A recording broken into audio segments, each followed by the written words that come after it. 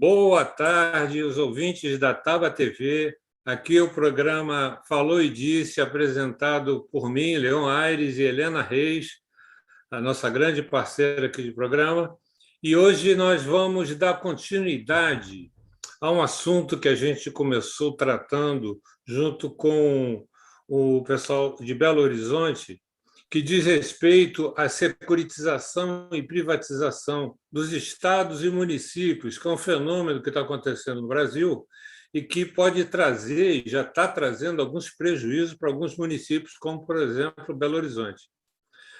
Então, hoje nós trouxemos aqui o deputado estadual Flávio Serafini, que é deputado pelo PSOL, e que está de frente a essa luta, tentando, vamos dizer assim, está dentro de uma CPI, que eu acho que eles criaram, ele vai explicar isso muito melhor, tentando apurar toda esse tipo de transação que está trazendo prejuízo para o Rio de Janeiro e principalmente para o Rio Saúde. Todos os servidores do município, eu conheço muita gente do município, é bom que vocês prestem bastante atenção nisso, porque muita gente nem sabe a situação, por que o Rio Saúde está na situação que está.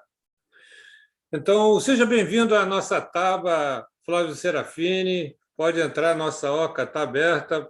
Sente em volta da fogueira para poder a gente fumar um cachimbo da paz. Tudo bem? Olá. Tudo bem, Leon? Prazer estar aqui conversando com você, conversando com a Helena e com todo mundo aí que está acompanhando o Taba TV. Eu, como você disse, eu presidi a CPI do Rio Previdência, o Rio Previdência, que é um instituto previdenciário de todos os servidores públicos do Estado do Rio de Janeiro.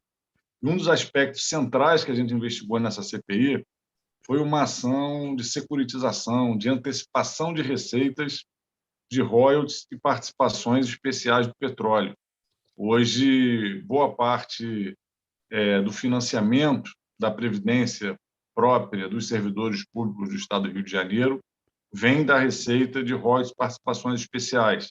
Essa é uma forma de compensar uma dívida que o governo do Estado tem com esse Instituto Previdenciário, que, ao longo do tempo, o governo do Estado do Rio de Janeiro arrecadou a contribuição dos servidores, mas não guardou, não fez uma reserva para pagar as aposentadorias e pensões. Então, para compensar isso, atrelou as receitas com royalties e participações ao Rio Previdência. Só que, em 2014, o Rio de Janeiro fez uma grande operação de antecipação de receita, securitizando essa fonte de receita.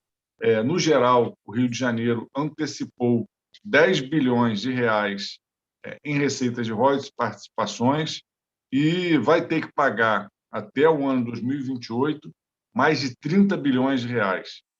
Na verdade, essa securitização aprofunda um processo de financiarização de ativos previdenciários e é uma forma de empréstimo disfarçada a juros abusivos que tem causado grande prejuízo para o Estado do Rio de Janeiro. E agora a gente está lutando para que o relatório seja aprovado e para que todos aqueles agentes econômicos, gestores públicos que participaram do processo que culminou com essa operação num paraíso fiscal, chamada Operação Delaware, sejam responsabilizados, não possam mais ocupar cargos públicos e respondam pelos seus atos. Helena, a Helena tem uma Olha só, tem várias. Eu tenho uma série de perguntas a respeito disso. A Helena, inclusive, domina bastante esse assunto, mas primeiro eu queria falar o seguinte, Helena. O Hugo Caran, ele também vai participar, ele está aqui querendo participar dessa nossa reunião, eu vou entrar, e o João César também, ok? Ok.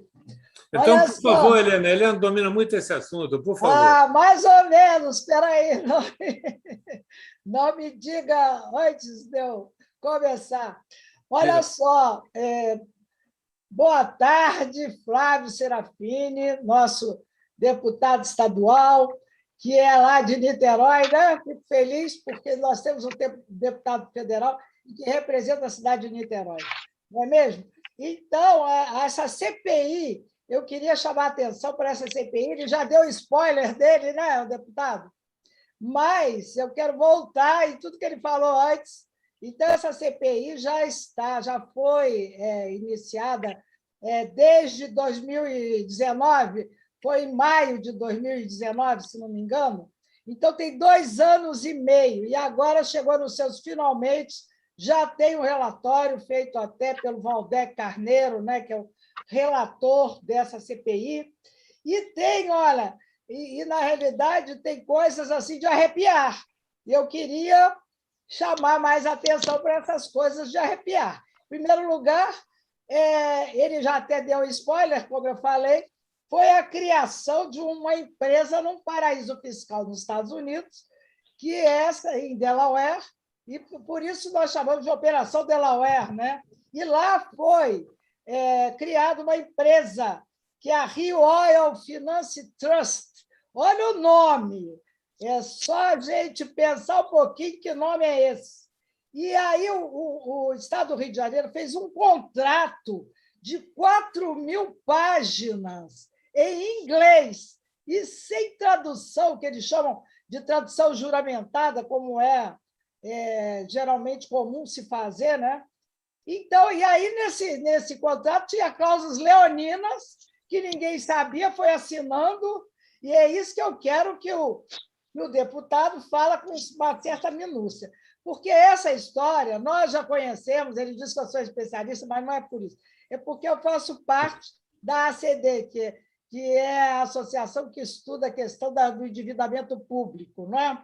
Então, esse núcleo da auditoria da dívida pública começa a ir atrás dessas questões do mundo financeiro, da finança mundial, como está sendo colocada aí para nós.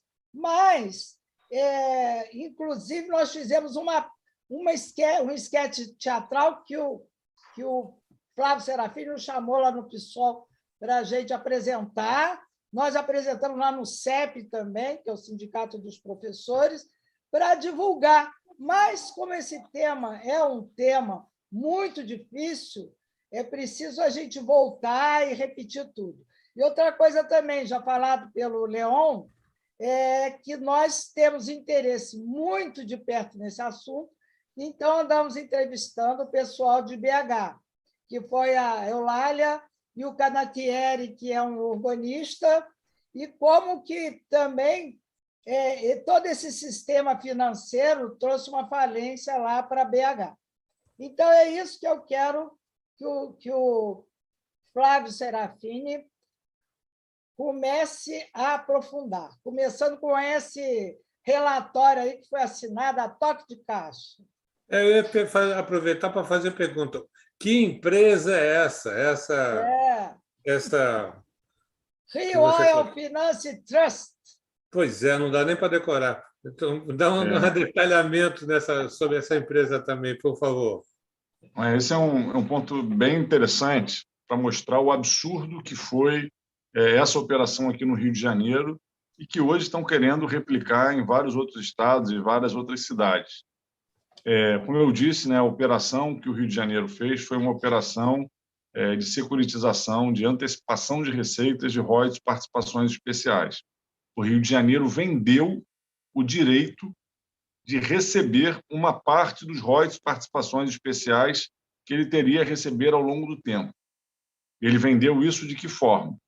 Ele criou uma empresa em Delaware, que é um paraíso fiscal nos Estados Unidos, é um local onde o sistema financeiro tem uma regulação menos rígida dentro dos Estados Unidos, então você praticamente não tem uma instituição como é, por exemplo, a CVM aqui no Brasil, a Comissão de Valores Mobiliários, que controla as operações financeiras.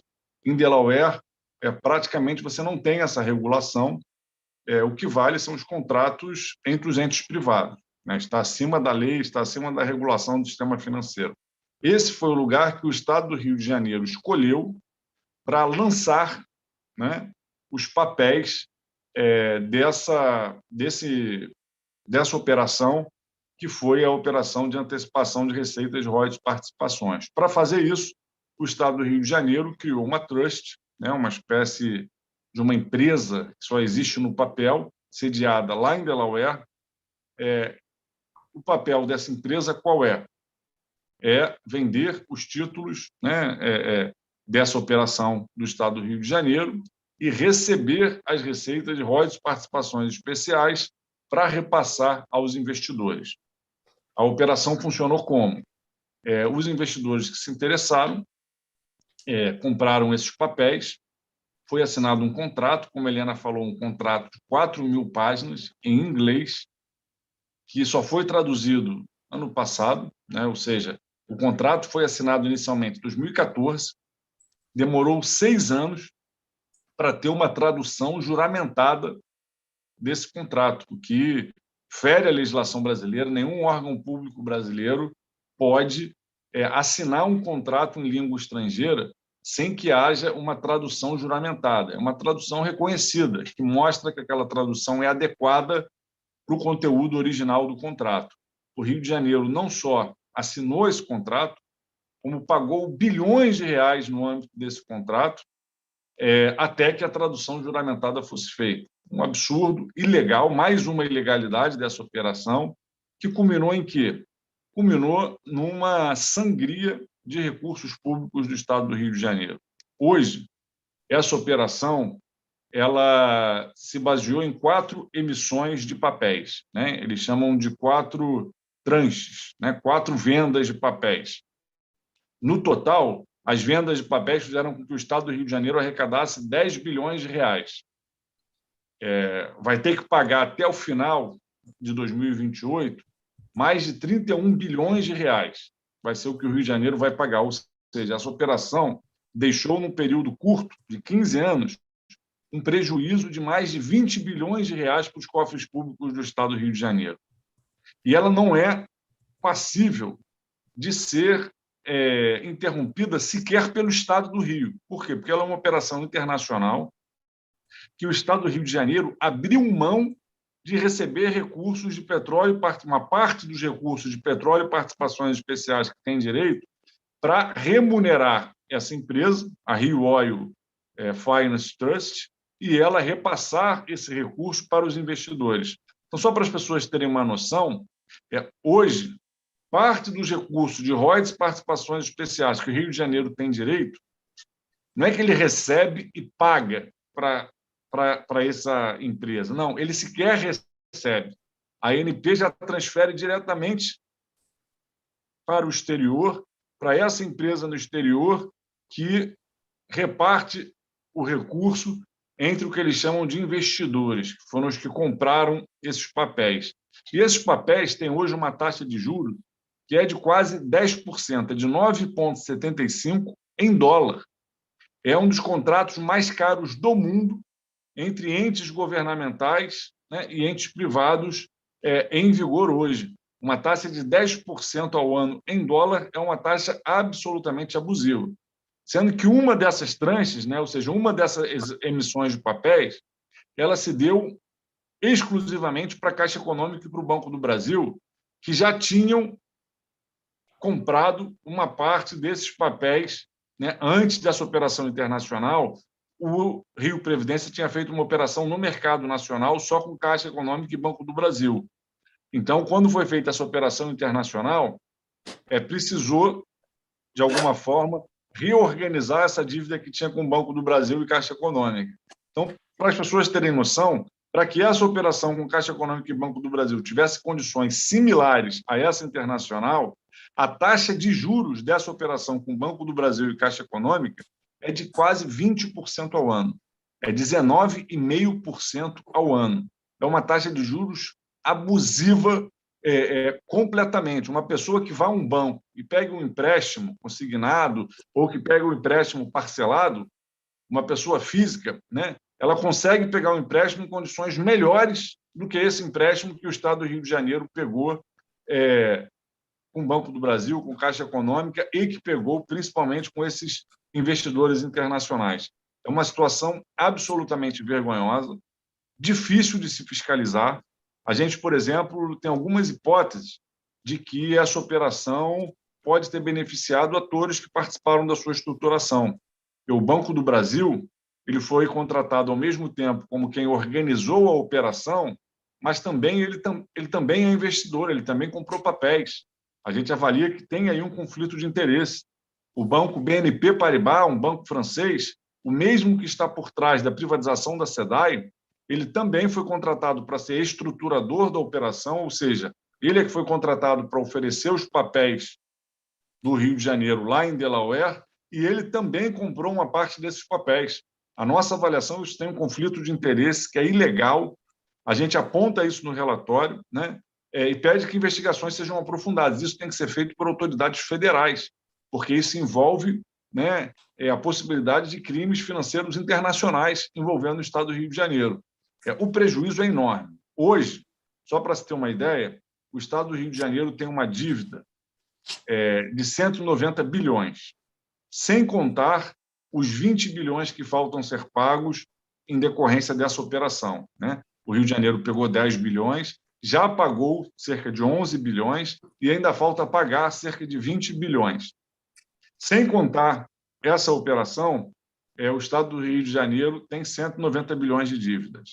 Nenhuma das dívidas que compõem esse conjunto de 190 bilhões de reais tem uma taxa de juros mais alta do que essa operação Delaware, do que essa operação de securitização das receitas de petróleo, né, oriundas com royalties e participações especiais. Então, é uma situação gravíssima, eivada de ilegalidades, né? Ela começou a ser estruturada no governo Sérgio Cabral, depois ela continuou sendo desenvolvida no governo Pezão, até o ano de 2018.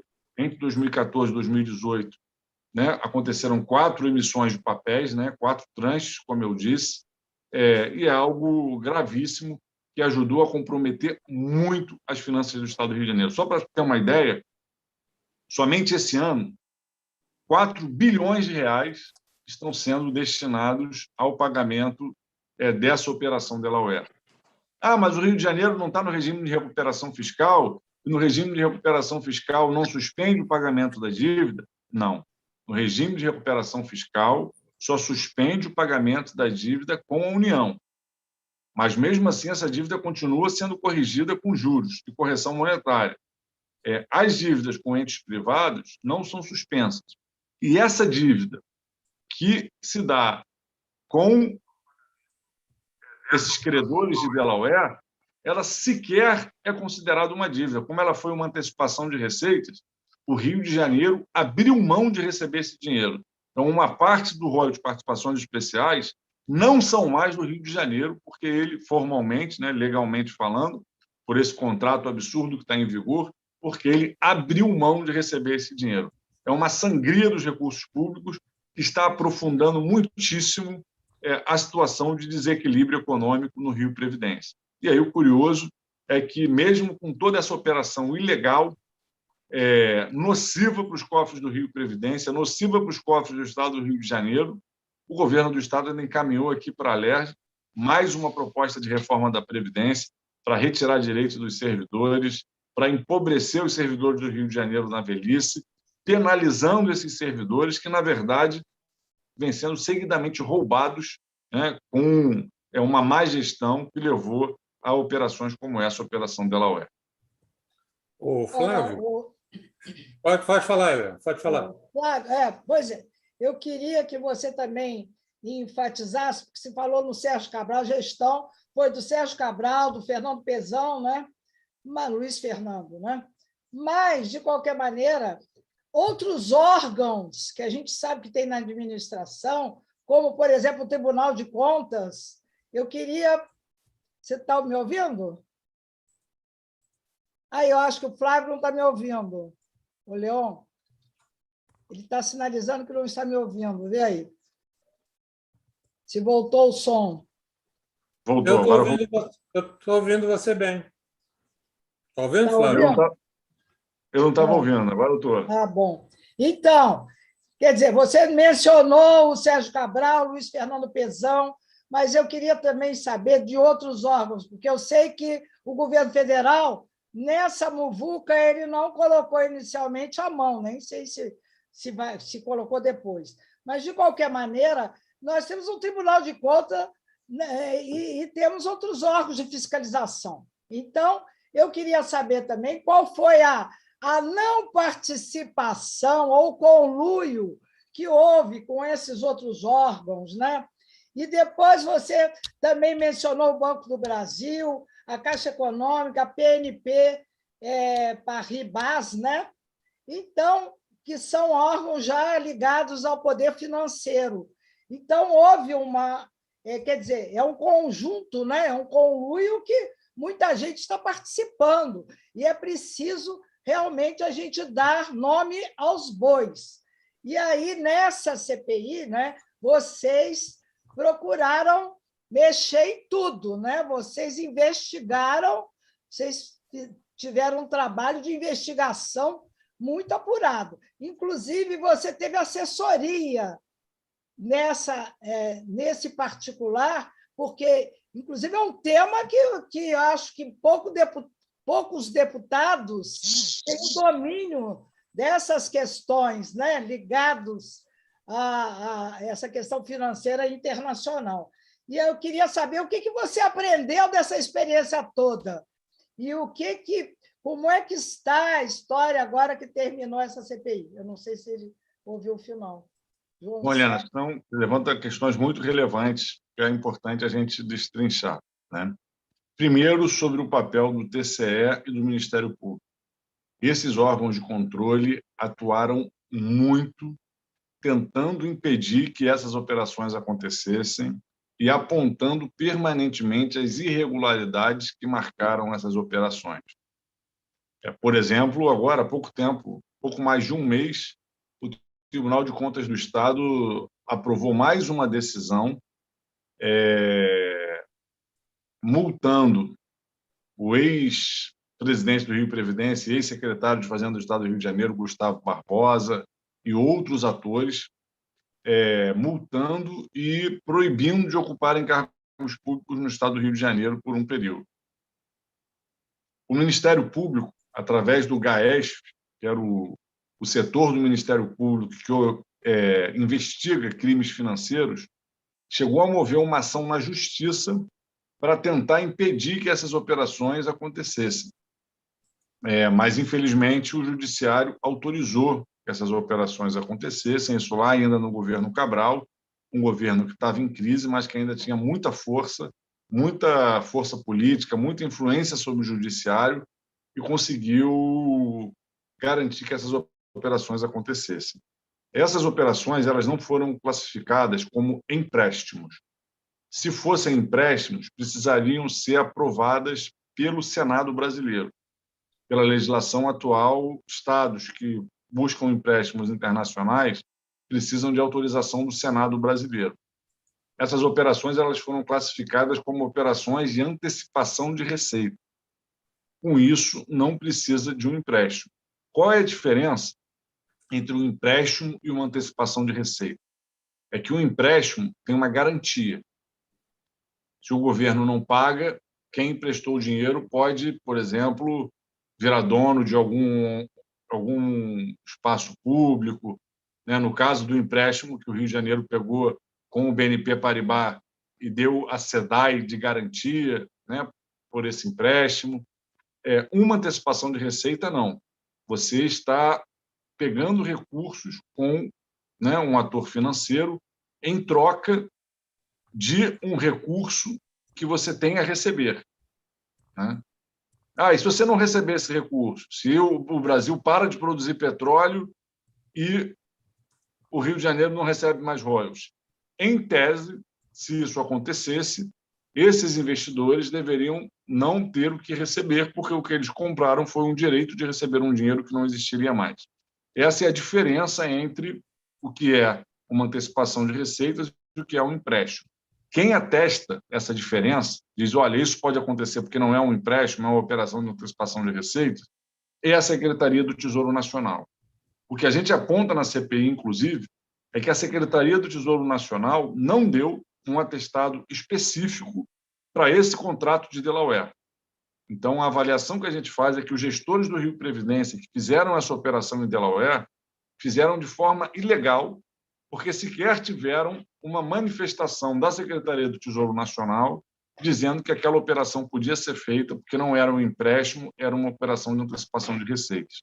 E a gente acha que se a Secretaria do Tesouro Nacional tivesse se posicionado sobre isso, teria dito que era um empréstimo que era uma operação de crédito, não era uma operação de antecipação de receitas. Por quê? Porque os investidores, né, ou seja, os que estão ganhando dinheiro do Rio Previdência, eles tinham muitas garantias. Tem contas com recursos que estão, né, no exterior para garantir que, caso esse fluxo seja interrompido, o dinheiro que está nessas contas vá para pagar uma parte dos recursos dessa operação, né? Tem cláusulas no contrato, são cláusulas absolutamente abusivas, que foi o que fez disparar a taxa de juros, que cada vez que o preço do barril do petróleo cai, a taxa de juros aumenta. Só que cada vez que o preço do petróleo aumenta, a taxa de juros não volta a cair, ela fica no patamar que subiu e não desce mais. Então, é um contrato cuja taxa de juros não é flutuante, cuja taxa de juros é sempre progressiva, está sempre aumentando. Então, é um contrato absurdo. É um contrato que dura 15 anos e que, a cada vez que o barril do petróleo cai, a taxa de juros sobe, e a cada vez que o preço do barril do petróleo volta a subir, a taxa de juros não desce mais. É um contrato desproporcional. Não atende ao princípio da economicidade, né? Ele lesa os cofres públicos. Nunca esse contrato poderia ter sido assinado. E aí entra uma outra parte da sua pergunta. E a Caixa Econômica, o Banco do Brasil, o BNP Paribas. A Caixa Econômica, ela só participa desse processo como alguém que empresta dinheiro para o Estado do Rio de Janeiro, né? Com alguém que investe. Ela não estrutura a operação. Então, digamos assim, ela é menos responsável do que o Banco do Brasil e o Banco BNP Paribas. Por quê? Porque o Banco do Brasil e o Banco BNP Paribas, eles diretamente estruturam a operação. Eles é que organizam, eles é que negociam o contrato, eles é que vão oferecer os papéis dessa dívida lá no exterior. Só que depois, eles também se tornam credores do Estado, porque eles também compram, através de braços financeiros seus, esses papéis. Ou seja, o Banco do Brasil, com uma mão aqui no Brasil, é contratado para estruturar essa operação e, com outra mão no exterior, compra os papéis do Rio de Janeiro nesse contrato absolutamente abusivo e absurdo. A mesma coisa faz o Banco BNP Paribas, porque aí é curioso. O governo Sérgio Cabral pediu autorização da Alerj para contratar o Banco do Brasil por dispensa de licitação, argumentando que era uma empresa pública brasileira, a única com know-how capaz de fazer uma operação dessa a nível internacional. Na época, a Alerj aprovou isso, eu ainda não era deputado, isso foi no ano de 2014. Só que depois, essa empresa que foi contratada por dispensa de licitação, ou seja, o Banco do Brasil, contratou outra empresa, também sem licitação, para auxiliá-la no serviço, que foi o Banco BNP Paribas. E depois, elas duas juntas contrataram diversas outras empresas menores, como escritórios de contabilidade, escritórios de advocacia, dentre outros serviços que estruturaram essa operação, que é uma operação, eu repito, bilionária, né? Quando a gente fala assim, causou um prejuízo de 30 bilhões, as pessoas falam 30 milhões? Não, 30 bilhões. É a segunda maior dívida do Estado do Rio de Janeiro, só perde para a dívida da União, né? Então, é um processo muito absurdo, né? E aí a gente pede, no nosso relatório, que o Ministério Público Federal, que a Polícia Federal, junto com instituições, né, que combatam crimes financeiros internacionais, aprofundem as investigações sobre o papel do Banco do Brasil e o Banco BNP Paribas, que, na nossa avaliação, no mínimo, cometeram um conflito de interesses grave quando atuaram ao mesmo tempo como operadoras, né, como estruturadoras da operação e como investidoras. Ou seja, elas organizaram a proposta que ia ser oferecida no mercado e, ao mesmo tempo, elas se beneficiaram dessa proposta que elas mesmas estruturaram. E quem levou prejuízo nisso? Se ela jogou dos dois lados. Quem levou prejuízo nisso foi o Rio de Janeiro, que as contratou para estruturar essa operação e hoje paga uma taxa de juros que está entre as mais altas do mundo. Então, isso é um absurdo. Isso hoje é parte do que explica a crise que o Rio de Janeiro continua enfrentando.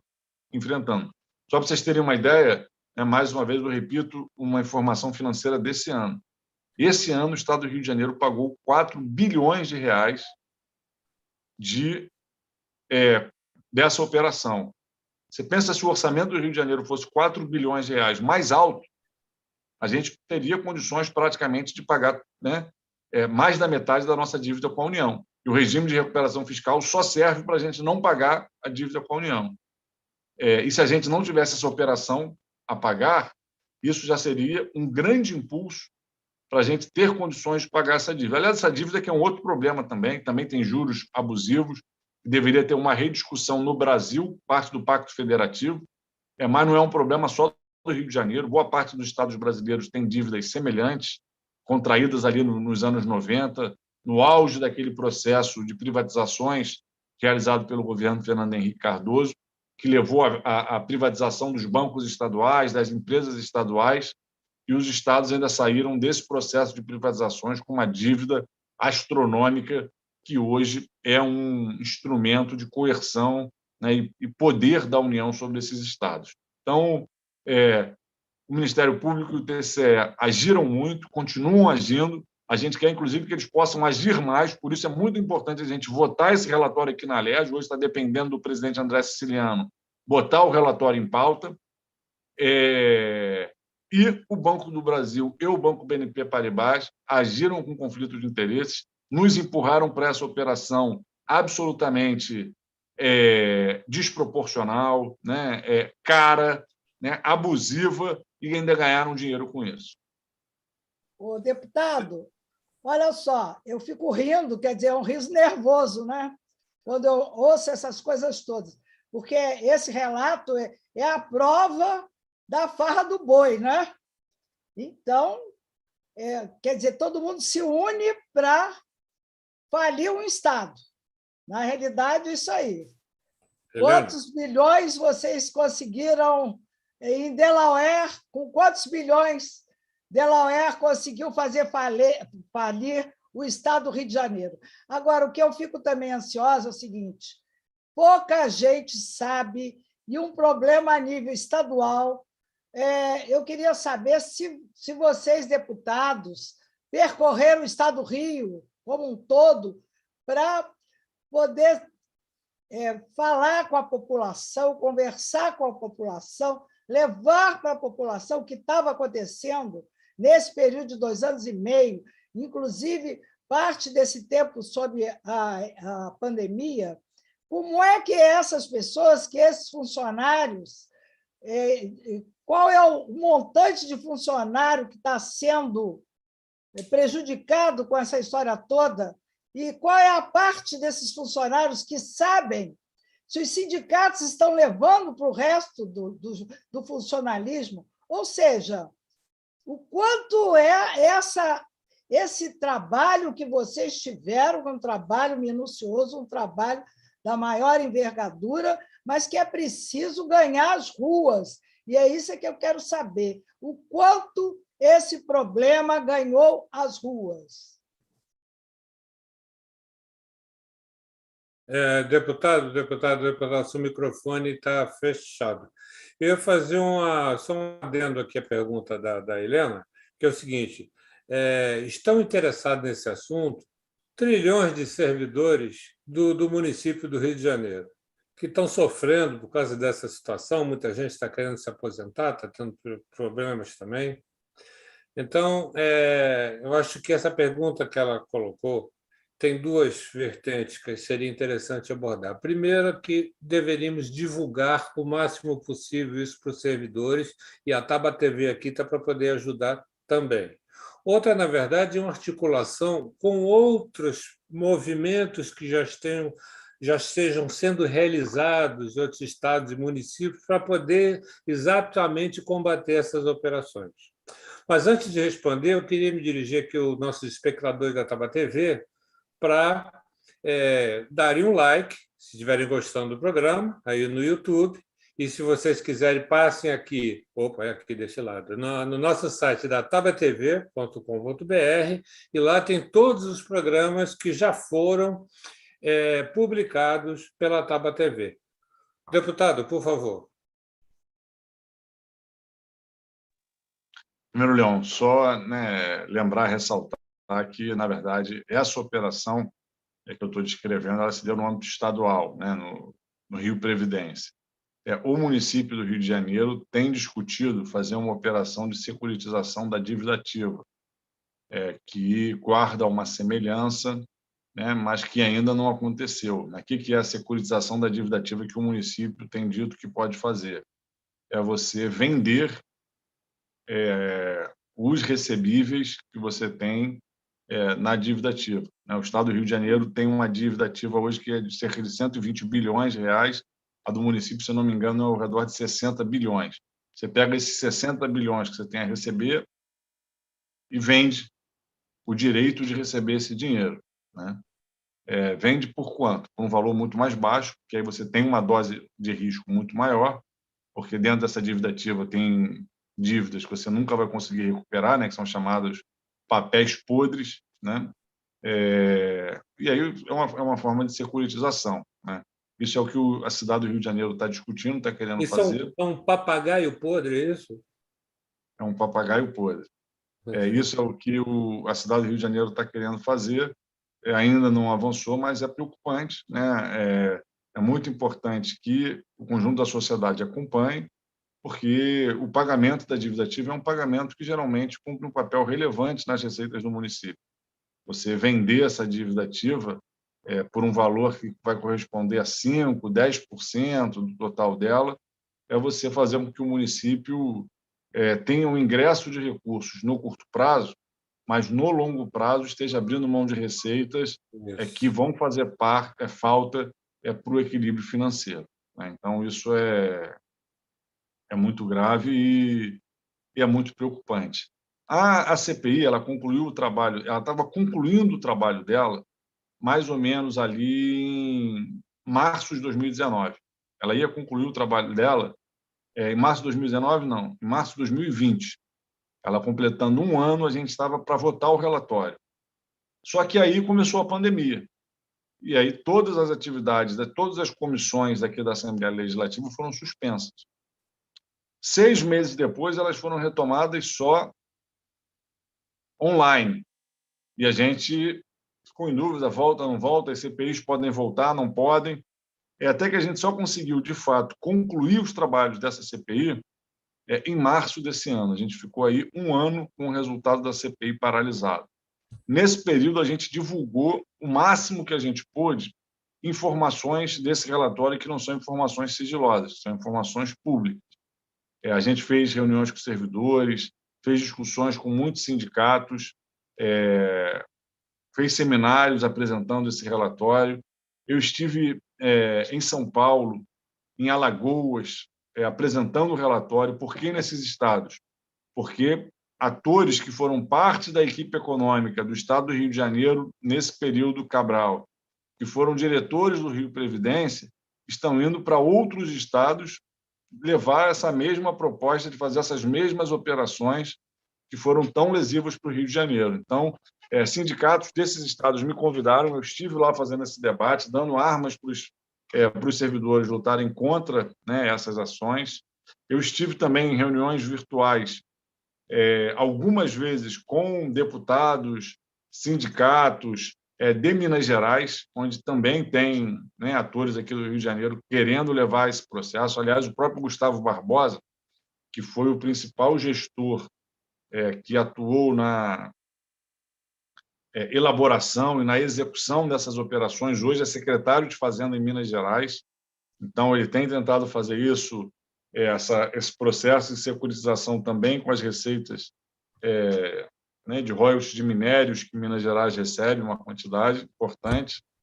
E a gente tem feito esse debate de divulgação.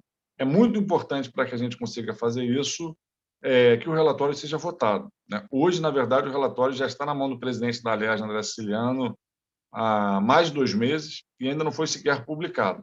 A gente está fazendo muita pressão para que ele seja votado, porque é uma contribuição importante que a Alerj tem que, né, pode dar, deve dar, que já deu através do trabalho da CPI, para as finanças públicas do Estado do Rio de Janeiro. Não votar esse relatório, não publicá-lo, não divulgá-lo mais, é um desserviço às finanças públicas do Estado do Rio de Janeiro. Helena. Bom, eu estou praticamente satisfeita com o que o Flávio Serafini nos trouxe aqui, né? Agora, ele também fala das propostas de solução, né? Algumas ele já mencionou, da solução dessa crise. Por exemplo, a volta da vinculação de receitas que pertenciam ao Rio Previdência e que o Rio Previdência perdeu, né? Então, eu acho que seria interessante fazer esse acréscimo, né? E também a interferência no Conselho Administrativo do Rio Previdência, que corria leve e solto, é isso? E que agora vocês estão querendo que não seja com toda essa liberdade permissiva, não é isso? Então, essas duas conclusões, eu acho que poderia ser melhor Sim, debatidas. dois pontos muito importantes que você toca e que agora, inclusive, com essa tentativa de reforma da Previdência que o governo do Estado encaminhou aqui para a LERJ, a gente está aproveitando para incidir sobre isso. Uma é essa questão das receitas vinculadas ao Rio Previdência. O Rio Previdência tem receitas bilionárias, né, com royalties, participações especiais de petróleo, que são atreladas a ele através de decreto. Ou seja, o governador pode, de um dia para o outro, tirar bilhões de reais do Rio Previdência através de uma canetada, de um decreto. A gente entende que esse é um tema relevante demais para ter uma regulamentação tão frágil. Então, agora, nessa discussão da reforma da Previdência que está em curso aqui no Rio, a gente quer derrotar a reforma, a gente entende que não tem que tirar direito dos servidores, mas nós estamos inserindo nas mensagens emendas constitucionalizando as receitas do Rio Previdência, para que elas só possam ser retiradas do Rio Previdência através de uma mudança na Constituição. Por que isso é importante? Porque antes de realizar essas operações de antecipação de receita em 2014, o Rio de Janeiro foi tirando dinheiro do Rio Previdência. Ele tirou de que forma? Ele tirou ilegalmente, deixando de repassar recursos que deveriam ser repassados, mas ele retirou também legalmente, embora de uma forma irresponsável, legal. Como? Publicando decretos que davam outras destinações à parte dos recursos de royalties e participações, né? Então, se a gente consegue colocar isso na Constituição, não pode mais ser tirado dinheiro do Rio Previdência sem um amplo debate sobre isso. E isso vai dar mais equilíbrio ao Rio Previdência, vai, de alguma forma, blindar essas receitas no Rio Previdência.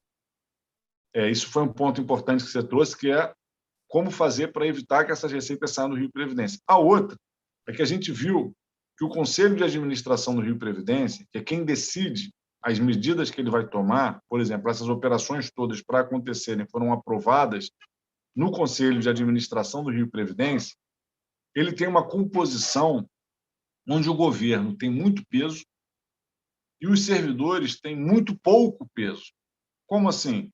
O governo tem o presidente do Rio Previdência, secretário de Planejamento, secretário de Fazenda, secretário da Casa Civil, e os servidores do Executivo só têm um assento. O governo tem 4 ou 5 assentos e os servidores só têm um. Aí tem um servidor do Ministério Público e um membro do Ministério Público, representando a direção do Ministério Público. Um do Judiciário e um servidor do Judiciário. Mas como o Executivo é o poder mais representado, fica uma distorção, né? Então, a gente está propondo uma ampliação da participação do número de servidores no Rio Previdência. Em última instância, o dinheiro do Rio Previdência é muito mais dos servidores do que do governo. A tarefa do governo é cuidar desses recursos, mas eles são recursos dos servidores que contribuíram com ele. Então, a nossa proposta é mudar esse conselho para que ele tenha, no mínimo, paridade entre os servidores e os gestores dos poderes, para que esse dinheiro seja mais bem cuidado, né? Porque não dá para acontecer de novo esse filme de horror que a gente já viu, que tira recurso do Rio Previdência, faz uma farra e fica uma dívida que empobrece os servidores e penaliza toda a população do Estado do Rio de Janeiro, porque é impossível hoje a gente falar da crise econômica, da crise fiscal que o Rio de Janeiro enfrenta, sem falar dessa operação Delaware, sem falar do que foi feito com o Rio Previdência. Agora, o deputado, e por falar em Operação Delaware, vocês também têm essa ideia de fazer a interrupção da vigência da Operação Delaware. É possível isso? Olha, Helena, a gente defende isso, mas as autoridades estaduais consideram que não tem competência para fazer isso. Como se trata de uma operação internacional em que se abriu mão de receitas, o Rio de Janeiro sozinho não pode fazer isso. Precisaria de uma atuação do Ministério Público Federal ou da Secretaria do Tesouro Nacional para contestar esse contrato em Delaware, o que não é simples, porque, como eu disse, a escolha de Delaware não foi à toa. Delaware é um paraíso fiscal, é um lugar onde as operações financeiras não têm regulamentação e controle rígido. É um lugar onde você faz operações financeiras sem controle. Então, é muito difícil você conseguir romper, por meios legais, um contrato desse tipo em Delaware. O que o Brasil poderia fazer? E o Rio de Janeiro não tem sequer prerrogativa para fazer isso sozinho. O Brasil poderia simplesmente deixar de pagar, deixar de fazer esse repasse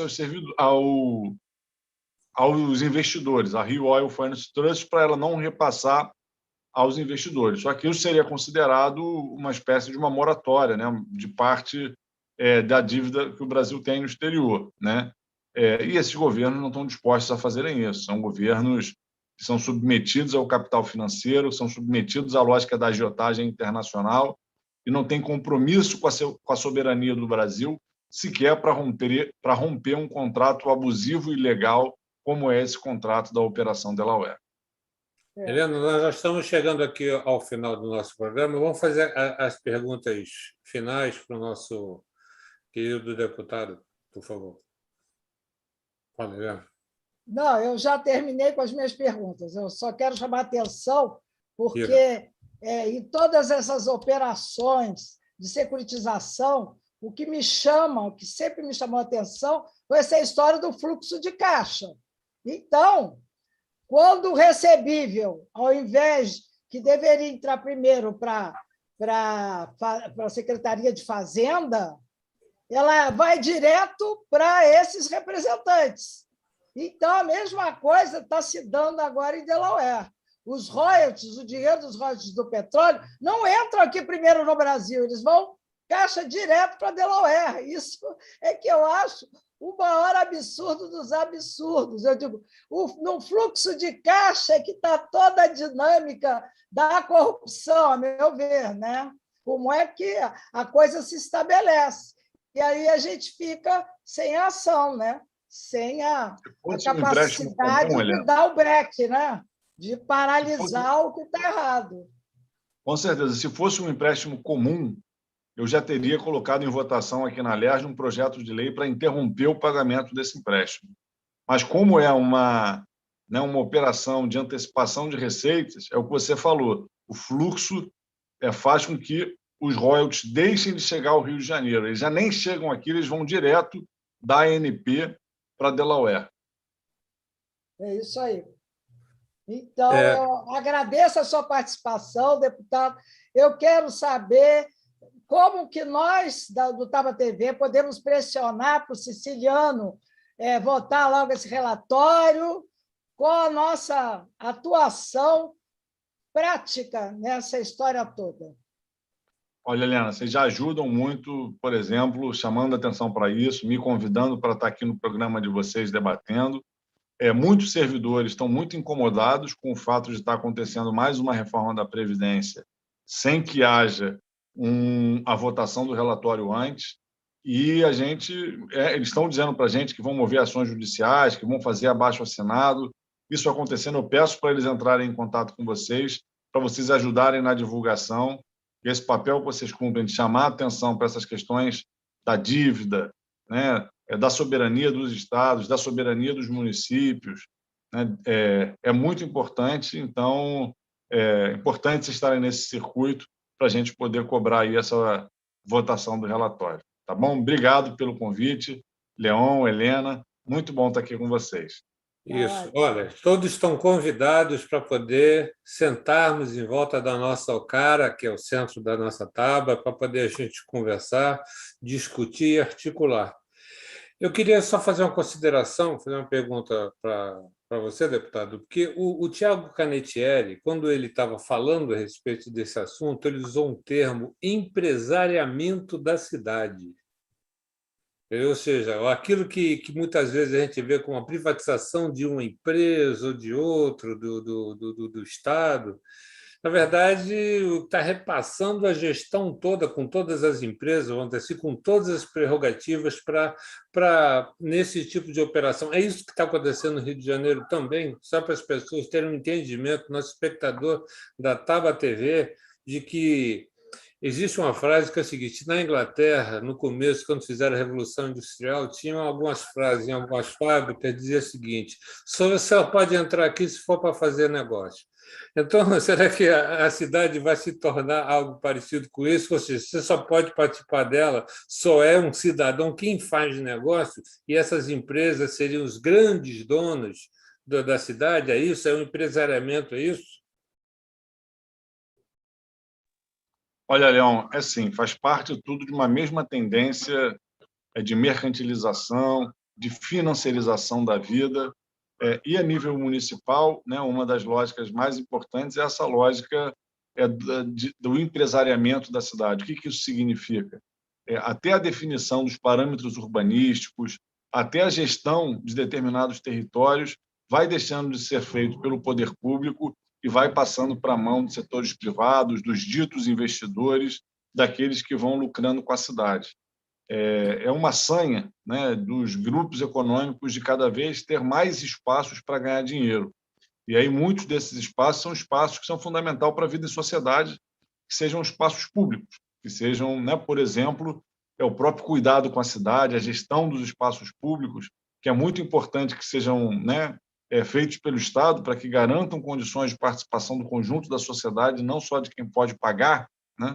E a gente está vivendo isso muito no âmbito municipal. O prefeito Eduardo Paes ele tem muito essa lógica do empresariamento da cidade, né? Vai transformando cada vez mais esferas da vida em esferas privatizadas, com isso alijando uma parcela da população da possibilidade de usufruir do próprio direito à cidade. É isso. Mercantilização, empresariamento, financiarização, privatização, como a gente viveu agora no Rio de Janeiro com a SEDAI, é tudo parte desse mesmo processo, né, de enfraquecer o público e privatizar as nossas vidas. Obrigado, Leão. Mais uma vez, um grande abraço. Queria dizer aos nossos espectadores da Taba TV, nós estamos num momento político muito importante para poder, na verdade, refletirmos bastante.